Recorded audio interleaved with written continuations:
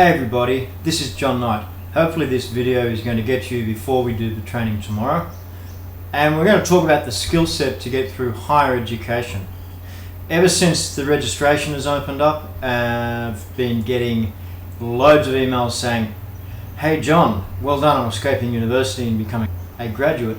But there's this belief out there that says that you've got to be an Einstein to succeed at university. Well, I'm here to tell you that it is definitely not the case. You do not have to be an Einstein to get through university. Before I begin, I want to ask you a question. Does this sound familiar? Lots of people have written in about the training that we're going to do tomorrow, and the biggest thing I'm getting out of all of these questions is, I don't think I have the smarts enough to get qualified. So that's fine, right? But what I'm going to do today is explain to you that you don't have to be smart, or you don't have to be a super genius to get through uni. This is what it takes. So we can hit the ground running tomorrow, we're going to walk through precursor stuff.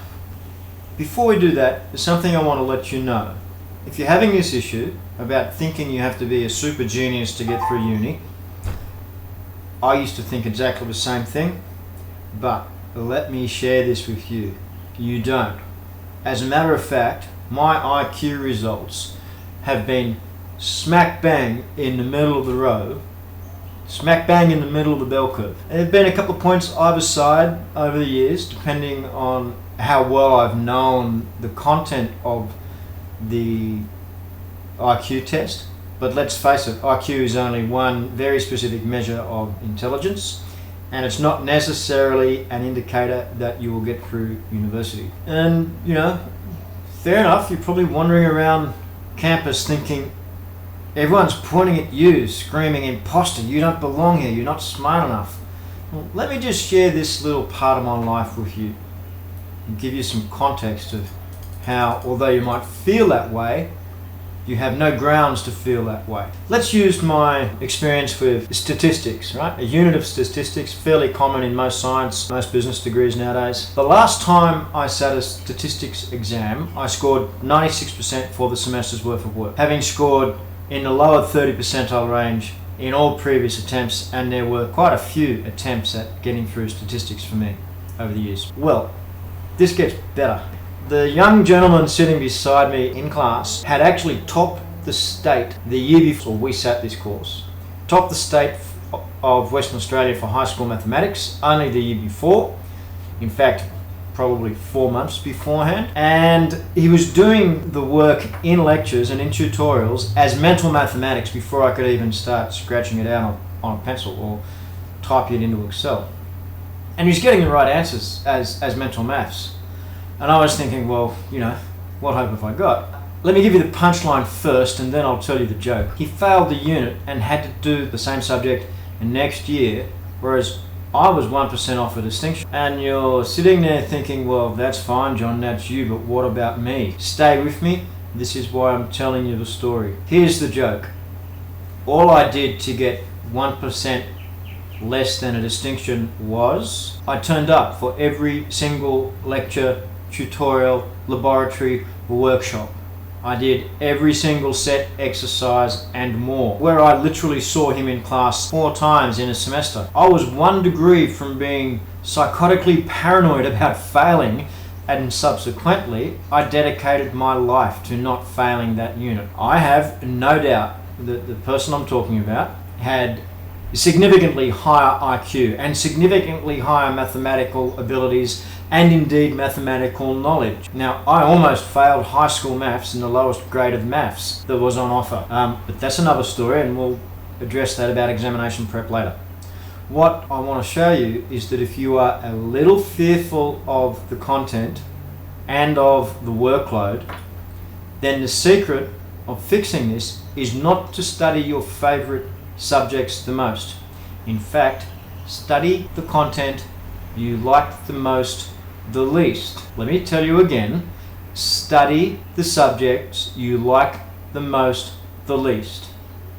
Why? Well, if there's a subject in your course and you don't like it, why would you risk having to do it more than once? Work as hard as you possibly can at the things you don't like, and you'll never have to deal with them again once you've passed the unit. And you may even be surprised at what happens at knowing that content so well. Let me tell you a little more. Okay. So let's just look at this again about getting through uni. You don't need to be a super high IQ person. You do not need to be a genius. I'm a graduate, right? I am not a superhero. I'm just an ordinary guy, right? I can promise you I'm not a superhero. I don't wear my undies on the outside of my stride. What are the 3 things you need to do to be successful in academia? To start with, you need some elementary skill sets in your field. What exactly does this mean? Well, if you're going to do a physics degree but you don't have algebra, your time on campus is going to be fairly short-lived if you don't play catch-up. The same story, if you are doing a reading-based and reporting-based degree but you can't spell, you're going to have some serious issues if you don't fix these things. Now, in every case, and more than what I've just outlined there will be catch-up type classes on campus, and I suggest you pursue them with vigor and rigor. Okay, so you need some elementary academic skills to start with, or you need to build those elementary academic skills to start with. The next thing, first of 3 things, work. There is no substitute. Just because you made it into college or uni or TAFE, you undoubtedly worked very hard to get there. It doesn't mean that the work stops now that you've actually made it into your tertiary education. In fact, the work is really only just starting to begin. Your excellent academic results aren't just going to fall out of the sky on your academic transcript. The term earned a degree or earned a diploma or earned a certificate is based on the reality that anything earned is a consequence of work. Consider this as an analogy, just like an earned salary. It's an action-consequence protocol, and it's a two-way function. That is exactly the same as no action, no different consequence. That is, no work, no salary. Turn up to work, get salary. Join the dots? Right, enough said. Okay, time management. Unlike money, everyone has exactly the same number of hours in a day, but we need to treat time like money. Why? Well, if I'm earning $1 million a day and spending $2 million a day, I'm going out by $1 million, right? I'm backwards. I'm behind by $1 million. If the person beside me, there is no one beside me, by the way, I'm doing this in an empty room, but if the person beside me is earning $100 a day and only spending 10, then they're way ahead of me. In fact, they're ahead by $1,090. Better off than me. It's the same with time. To succeed at higher education, you need to treat time like money. It is a non-renewable resource, and it needs to be treated and invested accordingly. Motivation? Yep, that's what it's all about. It's the other 2 things in this equation. What are we prepared to do to get the qualification? What are you prepared to do to get the qualification? Let's ask that same question a different way. What are you prepared to give up to get that qualification? What's more important than this qualification? Is there anything more important than this qualification? I can't answer that for you. Your motivation requires the short-term, medium-term, and long-term planning, goal setting, efficient learning techniques. I say again, efficient learning techniques and memory skills, and a means of not only beating the overwhelm, but beating the fatigue and staying fresh and staying a social human being. And in the absence of applying these things, there are in Australia, according to Melbourne University, on average a 65% failure rate against first-year enrolments. In the US, according to the National Student Clearinghouse, a 45% failure rate against first-year enrolments. So if you want to attend this course, hopefully we can reverse some of those numbers for you. In South Africa, in 2013-14 academic year, there was an 85% failure rate against first-year enrolments. Pretty serious numbers. I don't want you to be part of these statistics on the wrong side of the equation. I want to be able to help you get the papers. But here is exactly how I stumbled across this interview or promotion that was a degree. I had a disastrous first attempt at university, and saying it was disastrous is being polite with zero exaggeration.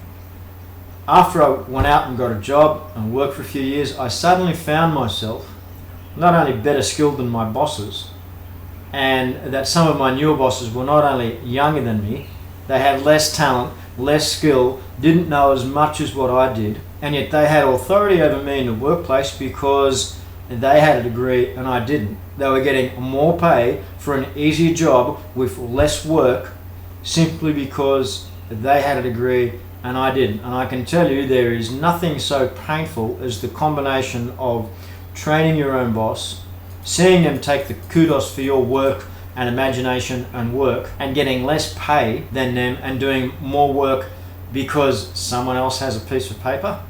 This could be the reality of your life without a degree.